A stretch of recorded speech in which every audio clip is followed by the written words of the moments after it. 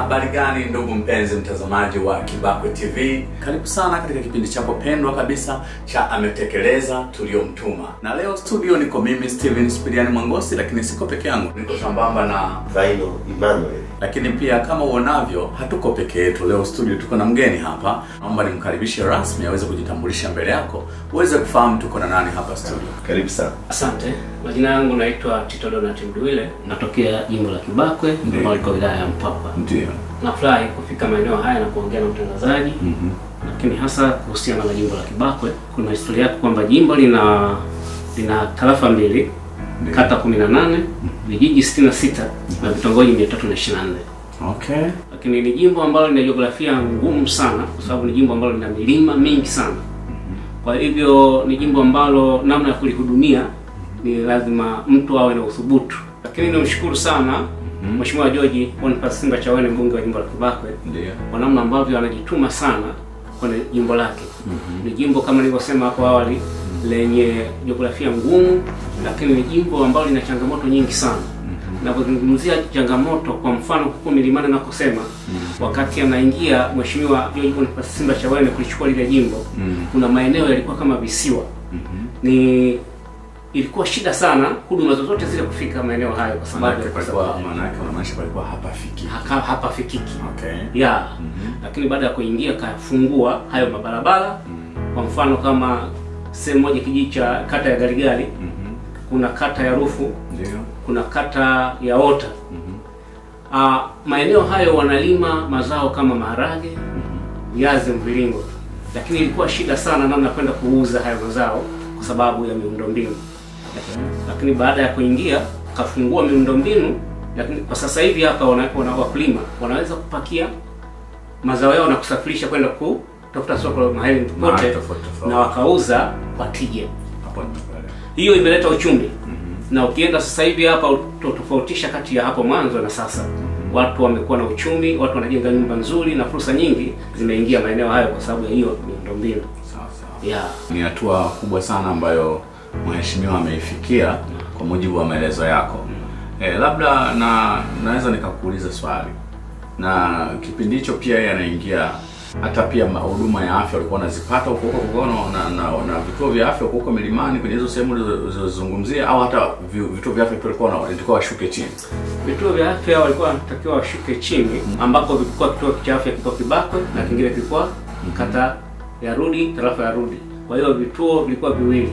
Lakini kwa sasa vituo vinawafikia huko waliko. Kwa mfano kama tulikotaja Ota, sasa hivi kituo kimeenda, ingawa hakijakamilika, lakini kimeshafika maeneo hayo. Lakini maeneo mengine, kwa mfano kama tukitaja Garigali, tukitaja Malolo, tukitaja Mangaliza, kuna kituo ambacho kimejengwa Ipera, ambapo ni senda ya kata zote hizo. Kwa hiyo ni rahisi sana kushuka pale na kupata huduma ya kiafya. Yeah. Umezungumzia jimbo la Kibakwe lina vitongoji 324. Yeah. Na vipi swala la elimu? Kwa shule za sekondari, ni karibu kata zote zina sekondari. Lakini pia kila kijiji kina shule ya msingi. Lakini si hapo tu, tumefika mahala pa kupeleka mpaka shule shikizi maeneo ambako tunaona watu wanaishi mbali kidogo na shule. Kwa hiyo watoto inakuwa shida sana kufika kwa wakati, na hasa kuanzia awali au la kwanza kufika kwenye shule ya msingi ni ngumu sana. Lakini amepeleka shule shikizi mpaka maeneo hayo huko. Kwa hiyo kwa sasa jimbo la Kibakwe mambo ni shwari kabisa. Kibakwe kuko vizuri sana na jimbo limekuwa, jimbo linatembea, jimbo lina kasi kubwa kuliko ilivyokuwa nyuma. Zimebaki changamoto za kawaida kabisa, sio changamoto zile ambazo zilikuwepo hapo mwanzo. Kwa hiyo sasa hivi watu wanafurahia na wanaona kabisa namna kwamba ambayo yamefanyika, na wana kiongozi ambaye mpaka sasa wanaendelea kumwamini, George Boniface Simbachawene, mbunge wa jimbo. Katibu, unaweza labda ukatufafanulia labda kwa asilimia aidha ukilinganisha kiwango cha ufaulu kutoka miaka kadhaa hapa nyuma na baada ya mzee kuingia Mheshimiwa Simbachawene, kuna mabadiliko yoyote kwenye upande wa ufaulu wa watoto? Mabadiliko makubwa sana. Hapo nyuma walikuwa wanafaulu watoto wachache sana, na wakati mwingine shule zingine zilikuwa zinashindwa kabisa kufaulisha watoto. Lakini kwa sasa tunapozungumzia imefika mahala mpaka sasa watoto wanafaulu darasa nzima, wote wanafaulu kwenda sekondari.